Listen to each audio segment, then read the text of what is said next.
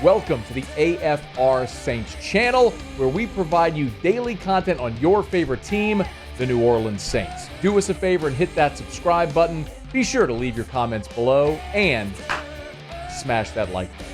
Who dat? Right now, I want to talk a little New Orleans Saints. Our guy Ross Jackson at LouisianaSports.net put out a pretty interesting article, about some of the underdogs at training camp, some of the undrafted guys, and he kind of highlighted Marcus Yarns. Like he mentioned that Yarns is an undrafted free agent out of Delaware. You've probably read the write-up on him by now, right? 5'10", around 195 pounds. Had a really good career with the Blue Hens over there at Delaware. And, Ross mentions, hey, he's a great practice squad option. That could be a win for both him and the Saints. There's potential Yarns could be more than just a practice squad option. Now, a few things are going to have to happen. Like, there's some veterans in front of him. Because, when you look at what Marcus Yarns did, he ranked top 10 in FCS yards after contact per carry last year, 4.2 yards after contact. He was also tied second in the nation in yards per route run with 2.12. He's versatile. He can do a little bit of everything. He's got the size. He hovers around 200 pounds. And he was really productive with Delaware. I mean, I mentioned the yards per carry and all that, but here's what he did last year. 844 rushing yards, 6 touchdowns on 130 carries. He had 300 yards receiving, another 5 touchdowns through the air. So he accumulated 1,100 yards, 126.8 yards per game rushing and receiving. That's incredible. In 2023, he was actually even better. 939 yards rushing, 15 rushing touchdowns. Another 311 through the air. 3 receiving touchdowns. This is the definition of an all-purpose back. I mean, he had almost 3,000 all-purpose yards 2023 and 2024 combined. The biggest issue right now for a guy like Marcus Yarns, you all of a sudden have a lot of bodies in New Orleans at the running back position. Obviously, Alvin Kamara is going to be your starter.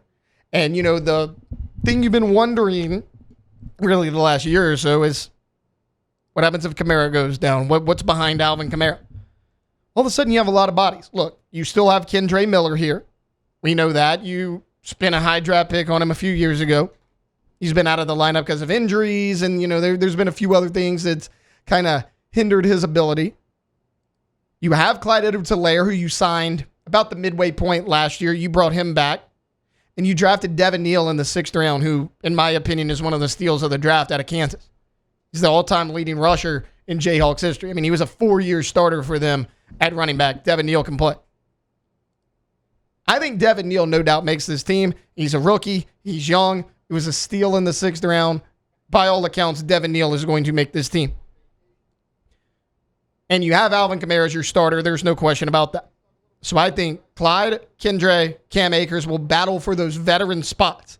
The question is, how many running backs do you keep? I think it's 3, meaning Clyde, Kendre, Cam, if Devin Neal makes it, are all battling for one spot with a Marcus Yarns. But if they keep 4, there's a chance that one of those veterans and a guy like Yarns makes the team.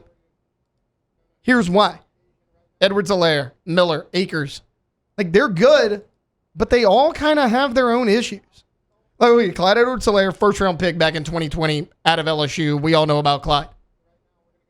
The thing about Clyde is his rushing numbers have dropped all 5 years he's been in the league, and his yards per carry have dropped all 5 years in the league.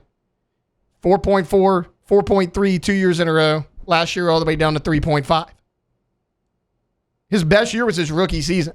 803 yards rushing, 4 touchdowns. Clyde's a solid player.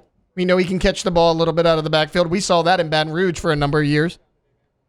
Then you look at Kendre Miller. I mean, he's the most experienced as far as being in the Saints facility. He's been there 2 full seasons, but in 2 years, Kendre Miller, who you spent a 3rd-round pick on, 304 yards rushing, 2 rushing touchdowns, averaging 3.8 yards per carry.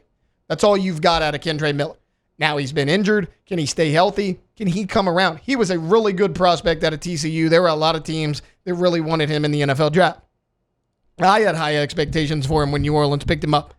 For whatever reason, he has not been able to reach those. And then you have Cam Akers, who Cam Akers is a really good running back when fully healthy. But that's the thing, when fully healthy. So in 2020, he goes on that run with the Rams. He's instrumental in their Super Bowl run. 625 yards rushing. He has a few touchdowns. He was big in the playoffs. Then in 2021, right before the season starts, he tears his Achilles in his right foot. Out for the entire year. Comes back in 22, and he's okay. I mean, he totaled, I don't know, almost 400 yards rushing. 9 rushing touchdowns. Like, he wasn't bad. And you go into 2023, what happened? He tears his left Achilles. Now, he was able to come back in 24, play for 2 teams. He played for the Texans and then the Minnesota Vikings. Between those two, ran for about 500 yards, 2 touchdowns. So, like, he's a productive, solid running back when healthy. The problem is he's torn his Achilles in both feet, his right and left. But the good news is he's almost 2 years removed from the most recent Achilles injury. If Cam Akers could stay healthy, he could really make an impact for you on this football team. But Clyde's production's dropped every year he's been in the league. Kendre Miller's in and out of the lineup. Can't really seem to find a place here in New Orleans. And Cam Akers has 2 Achilles injuries that he's coming off of. Again, he's played since then, but the injury concerns are always going to be there with a guy like Cam Akers when you have 2 serious injuries like that in a 3-year span. What else is going to help Marcus Yarns is he's an undrafted guy. You always hear the chip on your shoulder mentality, right? Like, he's going to be hungry to make this team. We know he can catch the ball out of the backfield. We know he's a pretty good runner as well. I just broke down the numbers. How willing of a blocker is he? Because Kamara's not blocking a ton. Devin Neal's a rookie. We don't really know what he's going to do yet. Kendre Miller's never really been in there as a blocker. Like, if Marcus Yarns could become a good pass blocker, there's a potential role for him on the team. How about special teams? Because Kamara's not playing special teams. With Cam Akers' injury history, if he makes the team, I doubt he plays special teams. Clyde could maybe a little, but I don't think he plays a ton of special teams, and we don't really know about Kendre Miller. There are 2 spots, pass blocking and playing special teams, where Marcus Yarns could actually make the active roster. Now, again, I will say, I think he's got a long ways to go.